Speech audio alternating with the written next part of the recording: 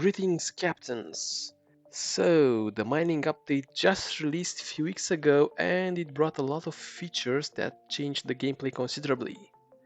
I'll be going over each one to get you up to speed with the latest changes and how you can properly exploit them to get the first place on the leaderboard. Wait. So you can be the first one to get the second place on the leaderboard. Let's get over the changes. I'm Beholder, by the way. Starting with the new Asteroids, featuring a massive voxel-based model made out of mineable chunks. Asteroids come in various shapes, with different vein counts and craters.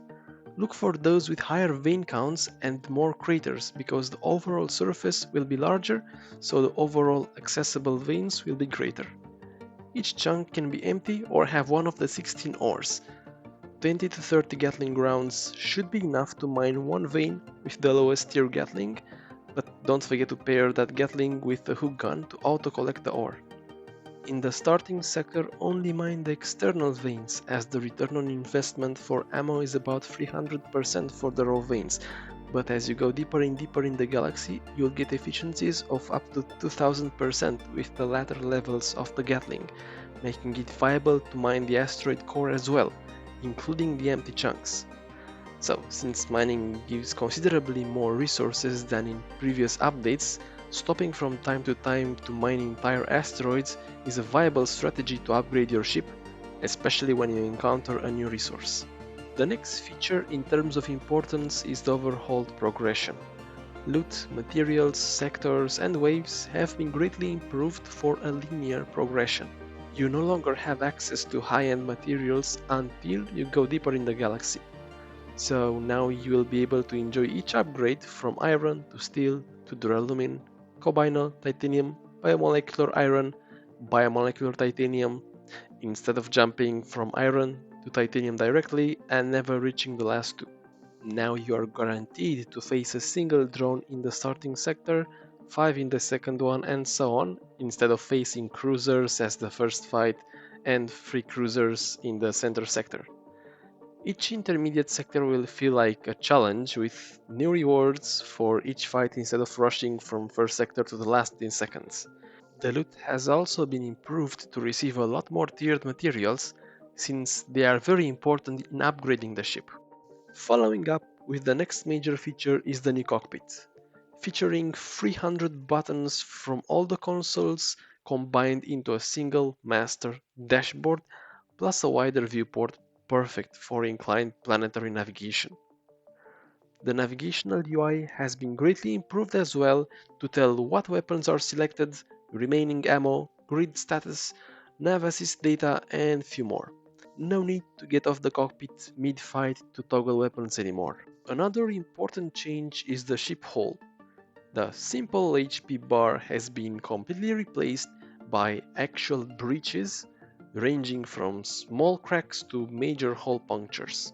Each fight will require hull patching afterwards if the shields have been breached, but hey, your ship can no longer be destroyed. Talking of destruction, do you feel the drone cruiser is not even putting a dent on your shields? Well, the new Battleship has taken the flag of the final boss. Featuring combat-rated shields with colossal weapons, it will shred your ship in about 60 seconds if you don't take it out fast. Oh, did I mention its interior is a fully scaled dungeon that has more loot than 3 bases combined? Docking has gotten an overhaul as well.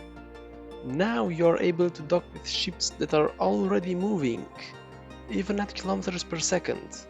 You also can take one docked ship with you on MFM jumps, and the docking UI has been improved as well to make rotations trivial to align. You just need to play a scenario where you have to catch a rogue ship, dock with it and return to the station. You just need to. Speaking of challenges, the waves now have a final boss wave for each sector when clearing it out. The overall difficulty is plus 50% compared with the normal wave, so I would not recommend tackling them until the last sector. The campaign is finally removed. So is the sandbox mode. I mean, sandbox means creative, not survival. Instead, I added Space Survival to replace the previous sandbox and Space Survival Hard to put you through a harder challenge for the starting sector. One feature that was greatly requested and that I also have been wanted to add for a long time is the PvP mode, where each player starts individually with a simple 3x3 starter ship, mines and upgrades it, and finally starts hunting other players based on a distance indicator on the UI. It is important to mention that this is a prototype and there are several issues with this mod since Unity doesn't really support physics simulations over large distances. Similarly, this scenario is limited to the starting sector since also Unity doesn't support multiple sectors loaded at the same time. Deck building has been changed a bit, now you have to place floors instead of them being there by default. This change allowed building, repairing and scrapping from other decks so you don't have to crouch or jump to be able to reach blocks like in previous updates. Automatons have gotten a facelift as well. Now they come in 3 tiers, the last one moving 2 times faster and repairing 100 times more, but at the cost of more soul relics and a plasma welder. On top of that, automatons can now plant crops smartly, choosing the fruit you have the least to keep your stockpiles at the same level, and they can also repair breaches and refill bottles. Talking of waves, since their difficulty has increased so much, now bullets will go flying freely inside your ship. Not to mention the hull will become depressurized in moments from breaches. To mitigate that, the new Battle Bridge offers 1 meter thick walls infused with 3 layers of steel.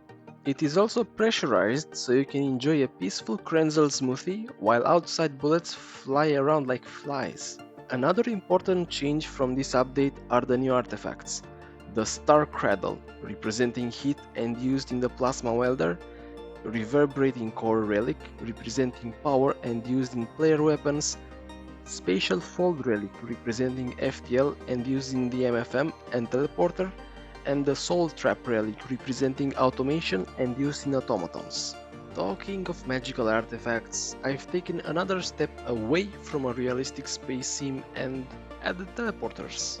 Just like in any sci-fi, click a button and whoosh, you are in a different ship.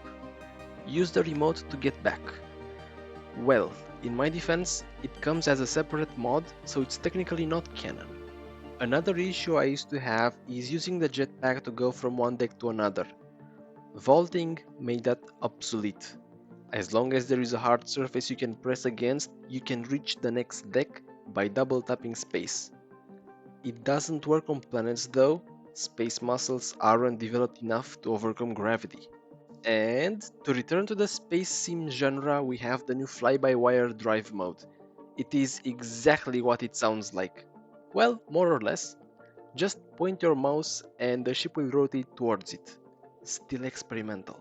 Picking up blocks directly from your ship is another feature that makes testing out designs easier altogether and doesn't penalize the player for renovations or layout optimizations. Hey you! Yes you! Are you up to date with the weekly news from the Discord server? If not, don't worry, the new weekly news panel is here to keep you informed with the latest announcements and changes. Just be sure to open Adrorium from time to time. Also, a lot of bugs were fixed in this update, especially for multiplayer, I mean hundreds of bugs.